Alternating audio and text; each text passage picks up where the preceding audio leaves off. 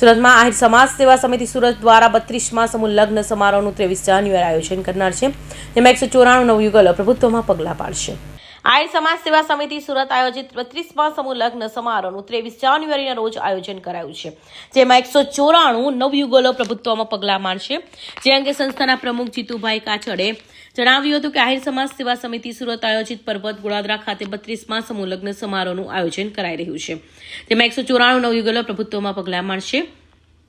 નવયુગલો આશીર્વાદ આપવા ગુજરાતના મુખ્યમંત્રી ભૂપેન્દ્રભાઈ પટેલ તેમજ કેબિનેટ જળશક્તિ મંત્રી CR પાટીલ, નાયબ મુખ્યમંત્રી હર્ષભાઈ સંઘવી, શિક્ષણ મંત્રી ત્રિકમભાઈ છાંગા, ગુજરાત પ્રદેશ અધ્યક્ષ જગદીશભાઈ વિશ્વકર્મા, પ્રદેશ મંત્રી રઘુભાઈ હુંબલ, ધારાસભ્ય મુળુભાઈ બૈરા, સાંસદ પૂનમબેન માંડવ, ધારાસભ્ય ઉદયભાઈ કાનગડ, નટુભાઈ ભાટુ, આરે છડિયા, હરિભાઈ નકુમ, મગનભાઈ ચોજાડા, ડાયાભાઈ ગુદારાશિયા, ભીમજીભાઈ કવાડ, મોહનભાઈ પરડવા, મનુભાઈ બલદાણિયા તેમજ મનુભાઈ મકવાણા તથા કાળુભાઈ કલસરિયા, મેરામણભાઈ ઘીવાળા તેમજ બાબુભાઈ રામ, સુરત મનપાના આરોગ્ય સમિતિના ચેરમેન મનીષાબેન આહિર તથા અન્ય કોર્પોરેટર વર્ષાબેન બલદાણિયા સહિત ગુજરાતના 300 આગેવાનો ઉપસ્થિત રહી સમારોહની શોભા વધારશે। સમારોહના સંપૂર્ણ ભોજન ખર્ચના દાતા તરીકે પરેશભાઈ દાનાભાઈ કાકડવાળા પરિવાર દ્વારા દાન કરાયું। તેમજ આ સમારોહમાં નવયુગલો આશીર્વાદ પાઠવવા 1 લાખ કરતાં વધારે સમગ્ર ગુજરાતમાંથી લોકો ઉપસ્થિત રહેશે। તે આહિર સમાજમાં મંચના માધ્યમથી લગ્ન પ્રસંગની સાથે સામાજિક સમરસતા વધે અને સમાજમાં સંગઠિત બની 21મી સદીમાં ઉત્તરોત્તર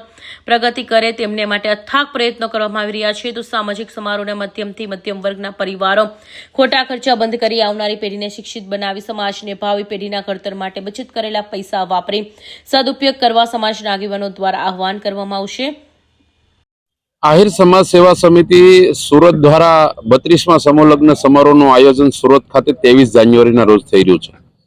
194 નવયુગલો પ્રભુતામાં પગલાં માંડશે અને એમને આશીર્વાદ આપવા માટે ગુજરાતભરમાંથી આહિર સમાજના 300 કરતાં વધારે આગેવાનો, ગુજરાત રાજ્યના માન્ય મુખ્યમંત્રી ભૂપેન્દ્રભાઈ પટેલ, નાયબ મુખ્યમંત્રી હર્ષભાઈ સંઘવી, જળશક્તિ કેબિનેટ મંત્રી CR પાટીલ સાહેબ અને શિક્ષણ મંત્રી ત્રિકમભાઈ છાંગા અને 1 લાખ કરતાં વધારે આહિર સમાજના લોકો આ કાર્યક્રમમાં ઉપસ્થિત રહેવાના।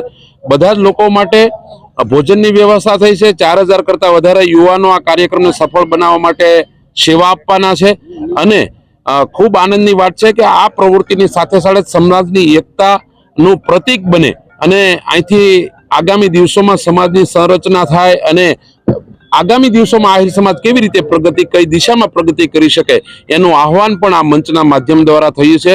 અને બીજી વાત, આ કાર્યક્રમની સાથે સાથે બ્લડ ડોનેશન કેમ્પ, સાયબર ક્રાઇમના ગુનાને રોકવા માટેની અવેરનેસ જાગૃતિ માટેના કેમ્પ અને આરોગ્ય માટે ડોક્ટરોની ટીમ પણ આમાં કામ કરવાની છે। ત્યારે બસ આ કાર્યક્રમનો ઉત્સાહ પૂરા શહેરમાં આહિર સમાજના 1 લાખ લોકો આ કાર્યક્રમને સફળ બનાવવા માટે થનગની રહ્યા છે।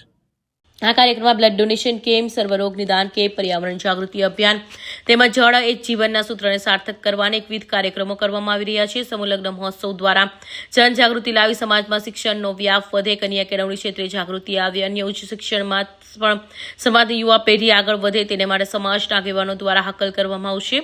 તેમજ કાર્યક્રમમાં ઉપસ્થિત રહેનાર તમામ લોકો માટે ભોજનની વ્યવસ્થા પણ કરવામાં આવી છે। આ કાર્યક્રમમાં સફળ બનાવવા સ્વયંસેવક તરીકે વિવિધ સંસ્થાના 300 કરતાં વધારે યુવાનો સેવા આપશે। તેમજ સમગ્ર કાર્યક્રમનું સંકલન સંસ્થા મંત્રી રમેશભાઈ કવાડ, ઉપપ્રમુખ ભૂપતભાઈ કનાડા, કોઓર્ડિનેટર બાલુભાઈ ચોજાડા તેમજ ટ્રસ્ટી મંડળના સભ્યો દ્વારા જહેમત ઉઠાવી રહ્યા છે।